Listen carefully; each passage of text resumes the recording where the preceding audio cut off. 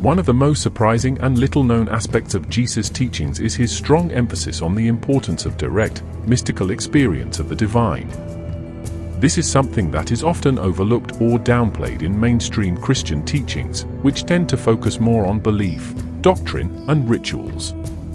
But if we look closely at the Gospels, we find numerous instances where Jesus encourages his followers to go beyond just believing in God and to actually have transformative encounters with the sacred.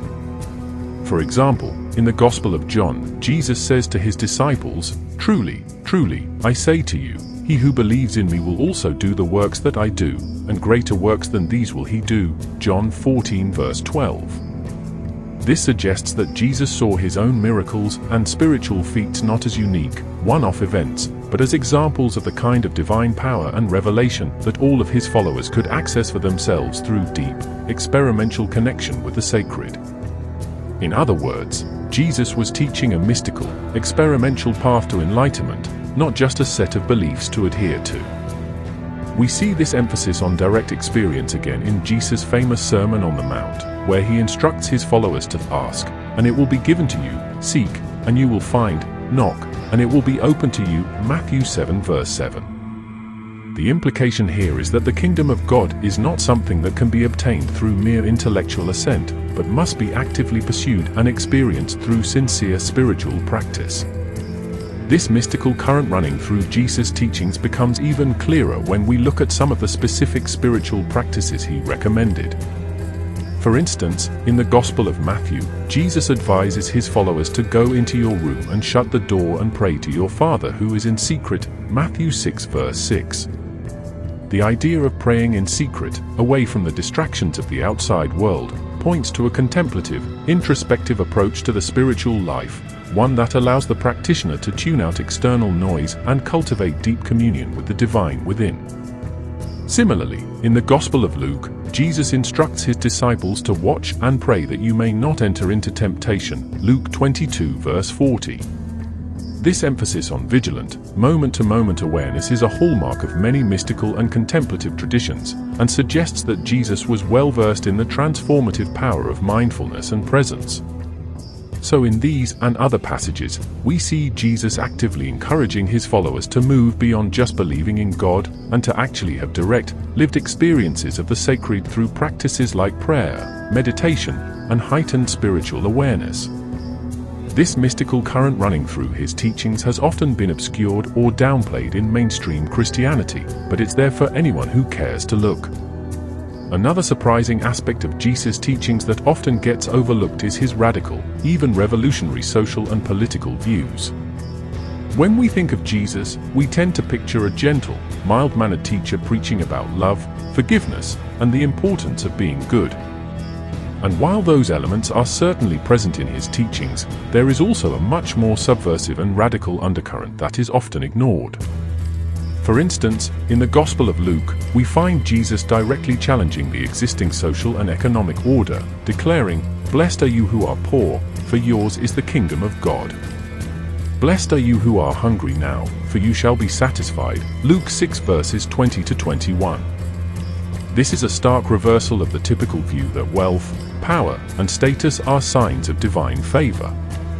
Instead, Jesus seems to be saying that the poor, the marginalized, and the oppressed are the true inheritors of God's kingdom. And this radical egalitarianism extends to other spheres as well. In the Gospel of Mark, we see Jesus breaking down conventional gender roles and hierarchies, allowing women like Mary Magdalene to assume prominent positions among his inner circle of disciples. This was highly unconventional and even scandalous in the patriarchal culture of ancient Judea. Similarly, in the Gospel of Matthew, we find Jesus explicitly rejecting the idea of retaliatory justice, commanding his followers to turn the other cheek, Matthew 5 verse 39, and to love your enemies and pray for those who persecute you, Matthew 5 verse 44. This is a radically non-violent and pacifist stance that flies in the face of the eye for an eye mentality that prevailed at the time. And perhaps most subversive of all, we see Jesus repeatedly challenging the authority and legitimacy of the religious and political establishment of his day. In the Gospel of John, he dramatically overturns the tables of the money changers in the temple, accusing them of turning God's house into the den of robbers, John 2 verse 16. This was a bold and defiant act that directly threatened the power and influence of the priestly class. Elsewhere, we find Jesus denouncing the scribes and Pharisees as hypocrites, Matthew 23 verses 13 to 36, and even going so far as to declare that the tax collectors and the prostitutes go into the kingdom of God before you, Matthew 21 verse 31. These were scathing indictments of the religious and political elite, and they reveal a Jesus who was not afraid to challenge the status quo and confront entrenched power structures. So while the conventional image of Jesus may be that of a gentle, meek, and passive figure, the Gospels paint a much more complex, nuanced, and even revolutionary portrait. Jesus emerges as a prophetic, subversive, and deeply radical figure who was unafraid to challenge injustice, inequity, and the abuse of power, even at the highest levels of society. Now, one of the most controversial and little-known aspects of Jesus' teachings is his apparent embrace of reincarnation and belief in the cyclical nature of existence. This is something that is rarely, if ever, discussed in mainstream Christian circles, but if we look closely at the Gospels, the evidence is quite compelling. For instance, in the Gospel of Matthew, when Jesus is asked about the identity of John the Baptist, he responds, "This is Elijah who is to come," Matthew 11 verse 14. The implication here is that John the Baptist was a reincarnation of the Old Testament prophet Elijah. And Jesus seems to be affirming this as a matter of fact. Similarly, in the Gospel of Mark, when Jesus asks his disciples, "Who do people say that I am?" Mark 8 verse 27, one of the responses they give is that some believe Jesus is a reincarnation of the prophet Elijah or one of the other ancient prophets. Again, Jesus doesn't reject this idea, but rather seems to tacitly confirm it.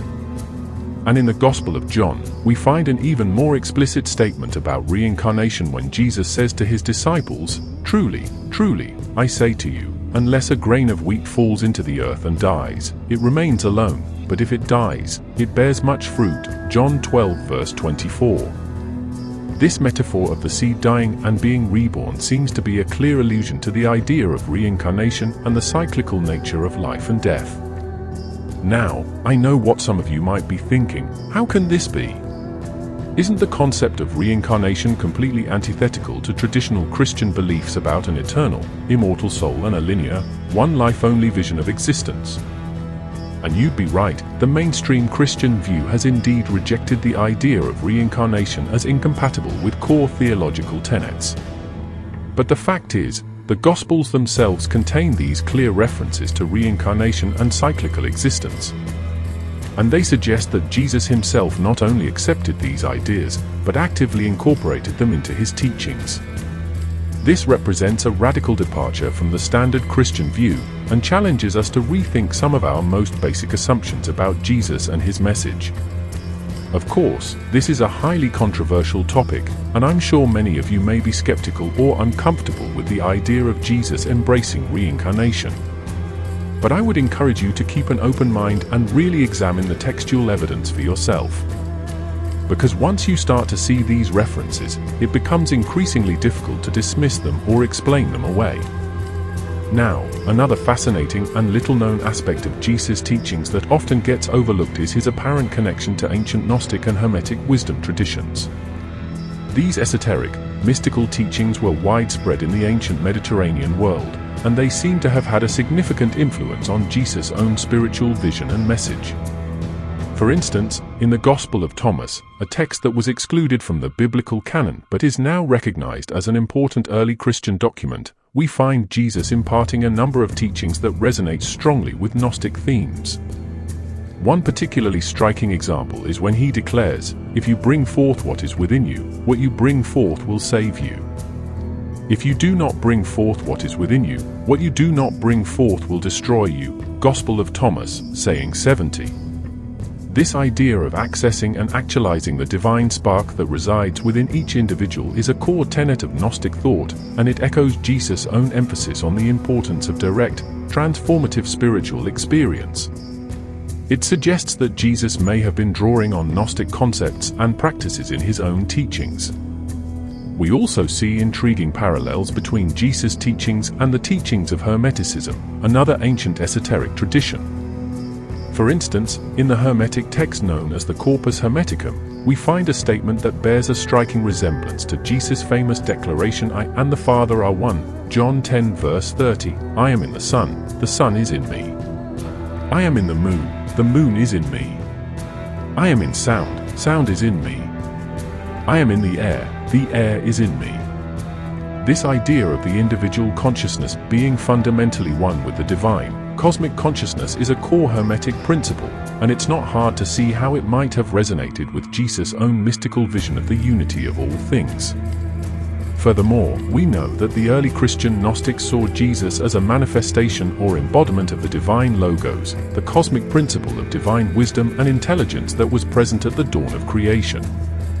This conception of Jesus as a divine, cosmic figure aligns closely with the Hermetic vision of the demiurge, the supreme creative intelligence that brings the material universe into being. So in these and other ways, we can see clear similarities and connections between Jesus' teachings and the esoteric, mystical traditions that were flourishing in the ancient world. This suggests that Jesus may have been drawing on a much broader and more diverse spiritual heritage than is typically recognized within mainstream Christianity. Of course, this is a highly contentious and controversial topic, and there are many Christians who would vehemently reject any suggestion that Jesus had ties to Gnostic or Hermetic ideas. But the textual evidence is there, and it's worth seriously engaging with and exploring, even if it challenges some of our most deeply held theological assumptions. Now, one final aspect of Jesus' teachings that I want to highlight is his apparent embrace of universal spiritual truths that transcend the boundaries of any single religious tradition. While Christianity has often been portrayed as the one true faith, with Jesus as the sole path to salvation, a closer look at his teachings reveals a much more inclusive and expansive spiritual vision. For instance, in the Gospel of John, we find Jesus declaring that "I have other sheep that are not of this fold. I must bring them also, and they will listen to my voice," John 10 verse 16. This suggests that Jesus saw his mission as extending beyond just the Jewish people, and that he recognized the validity and value of other spiritual paths and traditions. Similarly, in the Gospel of Matthew, when the Magi, or wise men, come to worship the infant Jesus, they're described as coming from the east, Matthew 2 verse 1. This implies that Jesus was open to and affirming of wisdom and spiritual insight that originated from outside the Judeo-Christian tradition. And in the parable of the Good Samaritan, found in the Gospel of Luke, Jesus holds up a Samaritan, a member of a group that was despised and marginalized by mainstream Jewish society, as a model of true compassion and righteousness. This is a powerful statement of inclusion and a rejection of religious and cultural exclusivism.